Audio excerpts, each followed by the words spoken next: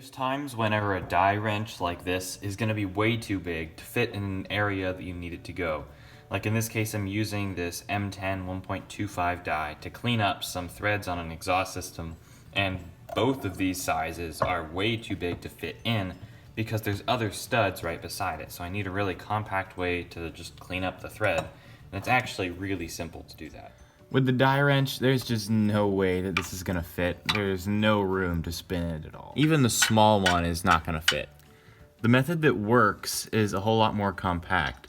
And first, I'll just get it started on the first few threads. Then with a pair of needle nose pliers, I can put it in the holes that are the relief cuts on the die, and you can start to spin it, and you've got a pretty good amount of leverage with the handles of the pliers, and it actually works pretty well to clean up these threads.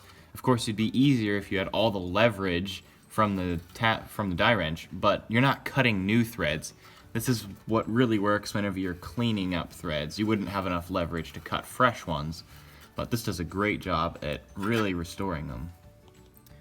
And now, the new nuts that I'm installing just thread on no problem, and these studs were really rusty before.